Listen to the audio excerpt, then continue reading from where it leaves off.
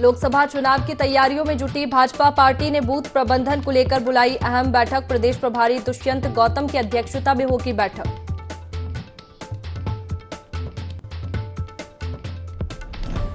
चंपावत दौरे पर मुख्यमंत्री पुष्कर सिंह धामी युवाओं की रैली में होंगे शामिल। नकल विरोधी कानून के समर्थन में निकलेगी रैली। परिवहन कार्यालय का भी उद्घाटन करेंगे सीएम धामी।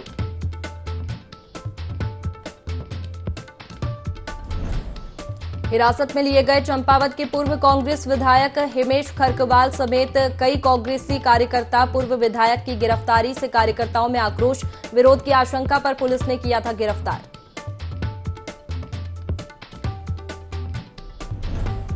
पोपीन हत्याकांड का हुआ खुलासा। शराबी ने 7,000 रुपए के लिए की अपने ही दोस्त की हत्या। पुलिस गिरफ्त में आरोपी।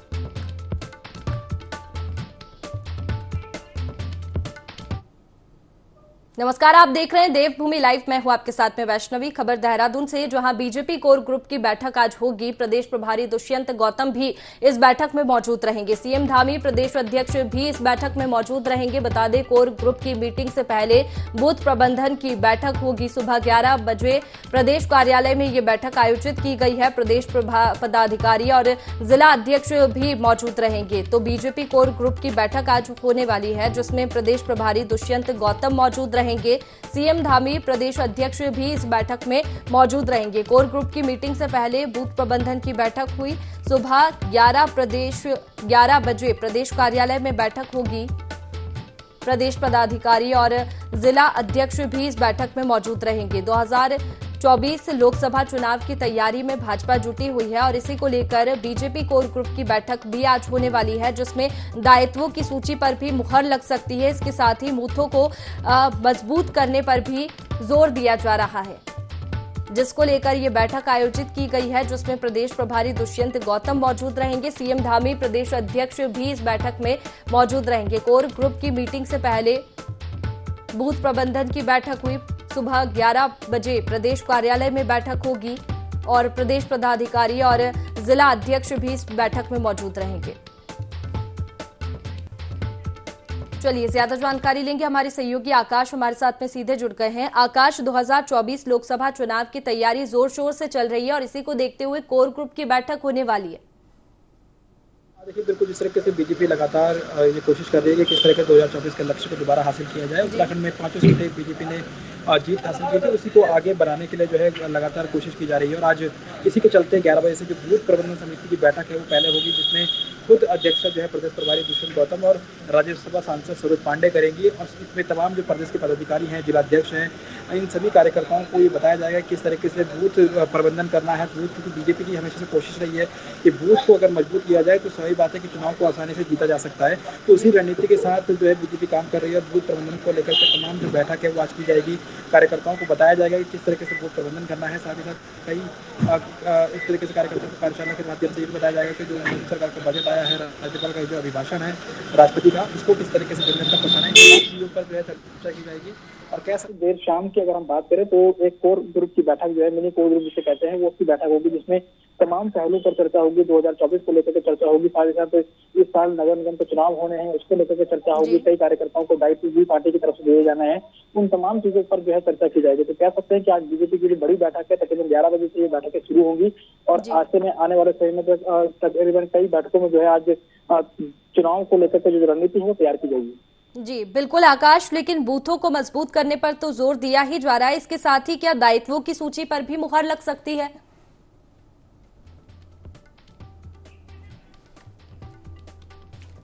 तो बीजेपी कोर ग्रुप की बैठक आज होगी। प्रदेश प्रभारी दुष्यंत गौतम मौजूद रहेंगे। सीएम धामी प्रदेश अध्यक्ष भी इस बैठक में मौजूद रहेंगे।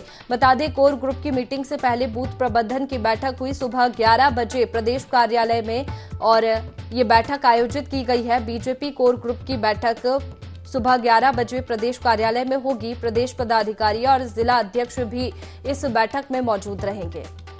तो बीजेपी कोर ग्रुप की बैठक आज होने वाली है, जिसमें बूथों को मजबूत करने पर भी जोर दिया जा रहा है। 2024 लोकसभा चुनाव की तैयारी जोर शोर से चल रही है, जिसको देखते हुए ये बीजेपी कोर ग्रुप की बैठक आयोजित की गई है, जिसमें कई मुद्दों पर चर्चा होगी और रणनीति भी बनाई जाएगी। इसके साथ ही बूथों को मजबूत करने पर भी जोर दिया जा रहा है।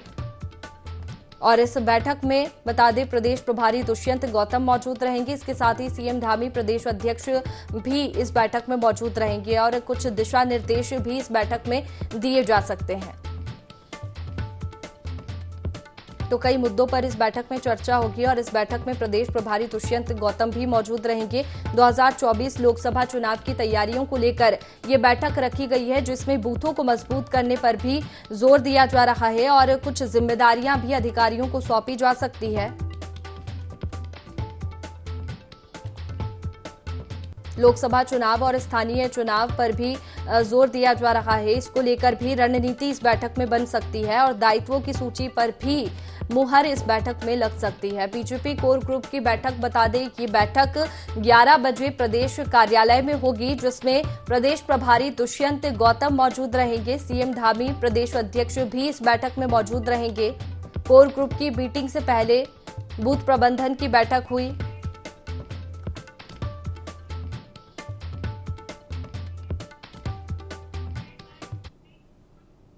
चलिए आगे बढ़ेंगे खबर चंपावत से, जहां चंपावत दौरे पर मुख्यमंत्री पुष्कर सिंह धामी रहे। चंपावत में मॉर्निंग वॉक पर सीएम निकले, विकास कार्यों पर आमजन का फीडबैक लिया, चाय पीते समय लोगों से भी बातचीत की।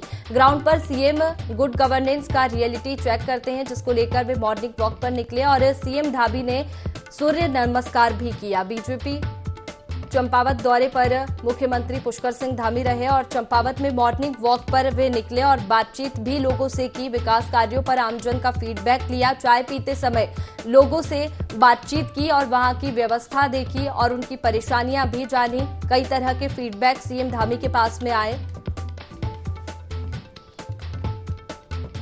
चंपावत दौरे पर मुख्यमंत्री पुष्कर सिंह धामी रहे।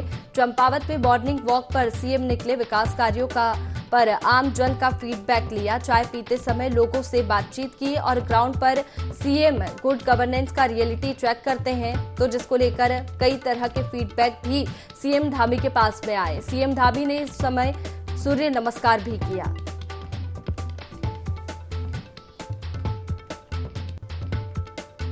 तो चंपावत दौरे पर मुख्यमंत्री पुष्कर सिंह धामी रहे। चंपावत में मॉर्निंग वॉक पर सीएम निकले।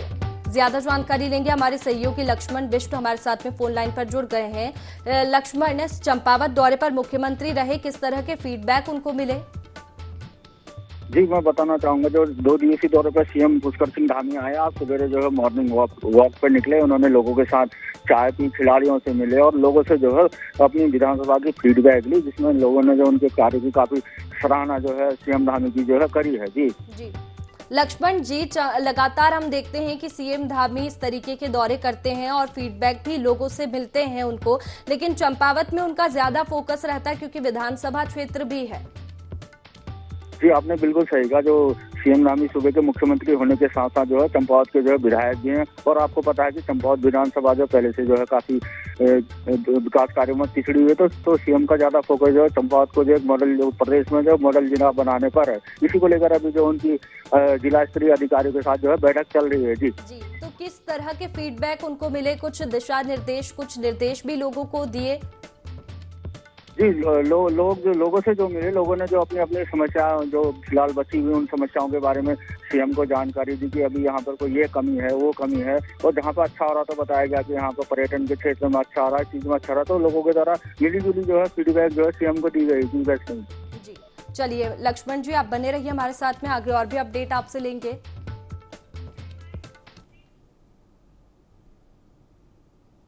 और अगली खबर फिर चंपावत से, जहां सीएम पुष्कर सिंह धामी ने अहम बैठक ली, जिले के आला अधिकारियों की बैठक ली है। आदर्श चंपावत बनाने के लिए सीएम पुष्कर सिंह धामी ने ये बैठक ली और मुख्यमंत्री ने विकास कार्यों की समीक्षा की है।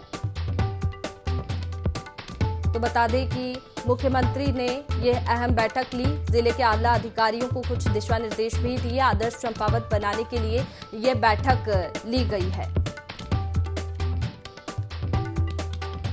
तो मुख्यमंत्री पुष्कर सिंह धामी ने अहम बैठक ली।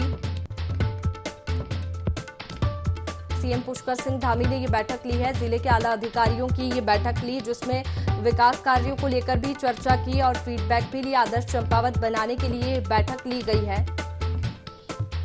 मुख्यमंत्री ने विकास कार्यों की समीक्षा की है। ज्यादा जानकारी लेंगे हमारे सहयोगी लक्ष्मण हमारे साथ में बने हुए हैं। लक्ष्मण, सीएम पुष्कर सिंह धामी ने अहम बैठक ली है, क्या कुछ दिशा निर्देश अधिकारियों को दिए हैं?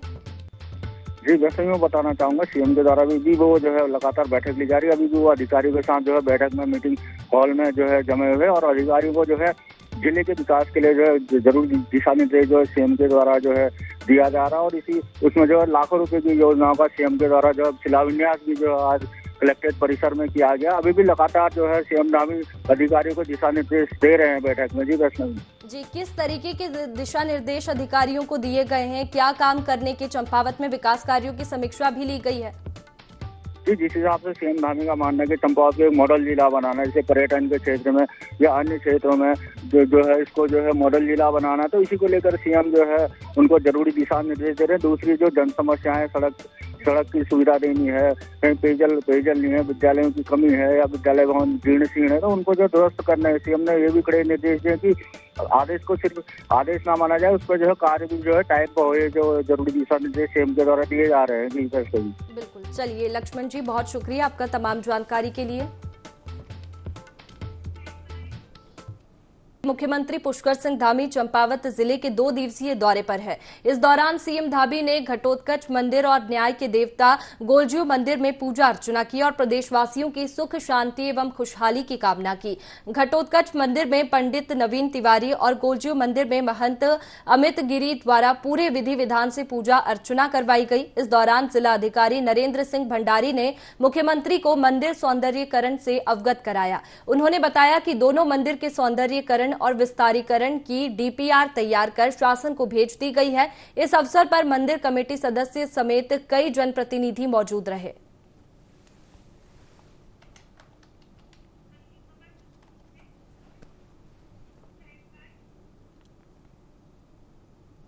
मसूरी में उप जिला अधिकारी शैलेंद्र सिंह का विदाई समारोह आयोजित किया गया। कार्यक्रम में बड़ी संख्या में प्रशासनिक अधिकारी और कर्मचारी शामिल हुए। इस दौरान समस्त स्टाफ सहित आम नागरिकों ने उनके कार्यों की प्रशंसा की। शैलेंद्र सिंह ने 4 साल के कार्यकाल में काफी सराहनीय कार्य किए। 2 साल बाद आयोजित हुआ विंटर कार्निवल में उनमें से एक था। अब शैलेंद्र सिंह का स्थानांतरण डोईवाला किया जा चुका है। जिला अधिकारी स्टाफ के मुताबिक शैलेंद्र सिंह हमेशा अपनी साफ छवि और सरल स्वभाव के लिए याद किए जाएंगे।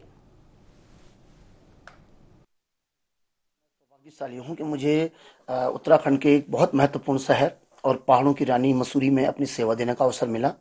चूंकि यह कार्यकाल कम रहा, लेकिन मैंने अपने ओर से प्रयास किया कि जितना बेहतरीन अपने योगदान दे सकूं, वो मैंने अपनी ओर से कोशिश की है। आगे जो भी मुझे सरकार द्वारा दायित्व दिया जाएगा, मैं उसको निर्वहन करने में पूरी कोशिश करूंगा। मैंने 18 अक्टूबर को यहाँ ज्वाइन किया था और उसके बाद हमारे पास जो बड़ी जिम्मेदारी थी वो कार्निवाल को करने की थी, क्योंकि 2 साल से विंटर लाइन कार्निवाल का फंक्शन हुआ नहीं था और वो यहाँ पर एक टूरिज्म गतिविधि को बढ़ाने के लिए और मसूरी में अन्य सांस्कृतिक गतिविधियों को बढ़ाने के लिए एक बहुत महत्वपूर्ण पहल और सरकार की एक योजना थी। उसको मतलब जो है यहाँ के स्थानीय लोगों और जितने भी स्टेक होल्डर्स थे उनकी मदद से उसको सफल करने में हम मतलब सफल रहे, जिला प्रशासन के लोग। यहाँ पर जो वर्तमान में एसडीएम शैलेंद्र सिंह नेगी जी थे, उनको यहाँ पर 4-5 महीने का जो कार्यकाल रहा, बहुत अच्छा कार्यकाल रहा है। चाहे पहली बार मसूरी में विकास का कार्यक्रम हो जो स्थानीय जनता और स्टेक होल्डर्स के सहायता से जो जिला प्रशासन ने कराया, चाहे विंटर कार्निवल की बात हो, चाहे अभी जो माल रोड का जो सौंदर्यीकरण हो रहा है उस पर जो है निगरानी रखने की बात हो, तो एसडीएम शैलेंद्र नेगी जी का बहुत अच्छा यहाँ पे कार्यकाल रहा है। जो उनके कार्य करने की जो शैली रही है वो बहुत अच्छी रही है। और इसी तरह से आपने देखा होगा कि जब लोगों को पता लगा कि उनका ट्रांसफ़र हो गया है, तो आपने देखा होगा कि सभी जो संगठन हैं और जो लोग हैं उन्होंने उनका जो है वहाँ पर उनको विदाई दी है। चलिए आगे बढ़ेंगे। हरिद्वार की सिडकुल पुलिस ने अंधे कत्ल का खुलासा कर दिया है। जानकारी के मुताबिक सिडकुल के हॉकी स्टेडियम के पास एक अज्ञात युवक का शव मिला था, जिसकी पहचान श्रवण कुमार हेमतपुर निवासी के रूप में हुई थी। मृतक के परिजनों ने अज्ञात आरोपी पर हत्या का मुकदमा भी दर्ज करवाया था, जिसके बाद पुलिस ने हत्या का खुलासा करते हुए बताया कि आरोपी पालू ने शराब की लत पूरी करने के लिए मृतक से पैसे मांगे थे और युवक ने इनकार करने पर पत्थर से वार कर उसकी हत्या कर दी। साथ ही युवक के पास से 7,000 रुपए भी लूट लिए। पुलिस ने आरोपी पर हत्या समेत लूट की धाराओं के तहत मामला दर्ज कर कार्रवाई शुरू कर दी है।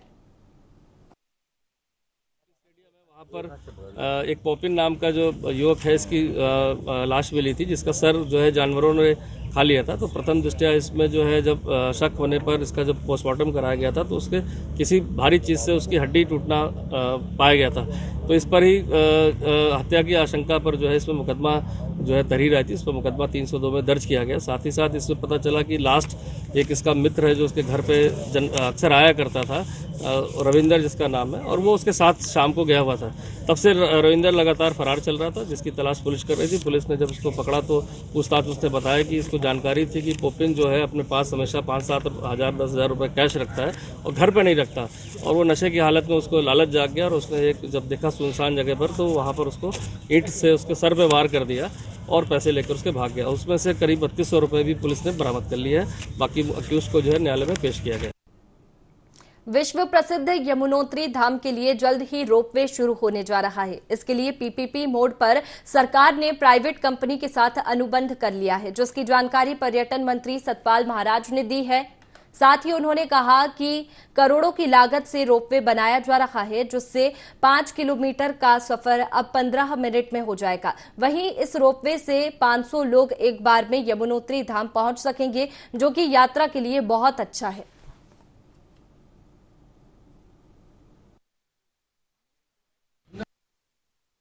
आज विश्व प्रसिद्ध 4 धामों में से एक यमुनोत्री धाम के लिए रोपवे परियोजना का अनुबंध किया गया है।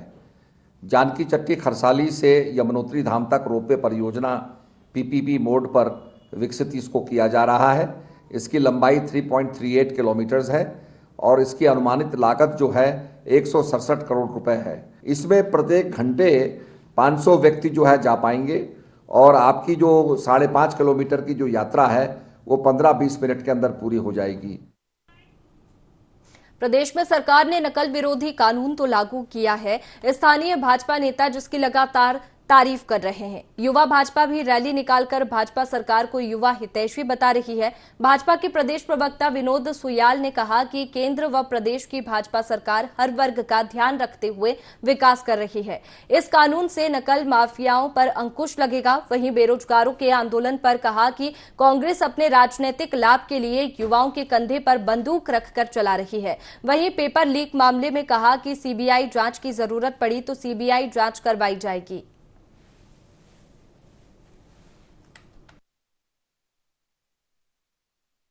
हमारे मुख्यमंत्री पुष्कर सिंह धामी जी ने जो दृढ़ इच्छा शक्ति दिखाई है और जिस तरह से उत्तराखंड के नौजवानों को लगभग पिछले कई वर्षों से छला जा रहा था, उसमें प्रतिपक्ष भी सम्मिलित था और इसको रोकने के लिए कोई उपाय नहीं किया जा रहा था। उत्तराखंड ऐसा पहला राज्य बना है जिसने अपना एक सख्त नकल कानून बनाया है, जिसके अंदर आजीवन कारावास और 10 करोड़ रुपए तक की सजा का प्रावधान है। मुझे लगता है अन्य राज्य भी इसका अनुसरण कर रहे हैं। हरिद्वार में इंटरनेशनल बास्केटबॉल चैंपियनशिप का आयोजन होने जा रहा है। 3 दिवसीय बास्केटबॉल चैंपियनशिप का शुभारंभ 24 फरवरी से होगा। प्रतियोगिता में ONGC, eastern railway, army green और राजस्थान पुलिस समेत कुल 9 टीमें हिस्सा लेंगी। प्रतियोगिता का आयोजन जिला बास्केटबॉल एसोसिएशन द्वारा किया जाएगा। चैंपियनशिप का उद्घाटन खेल मंत्री रेखा आर्य, पूर्व केंद्रीय मंत्री डॉक्टर रमेश पोखरियाल के हाथों होगा, जिसके बाद 26 फरवरी को कार्यक्रम के समापन पर मुख्यमंत्री पुष्कर सिंह धामी और कैबिनेट मंत्री सतपाल महाराज विजेता टीमों को पुरस्कार वितरित करेंगे।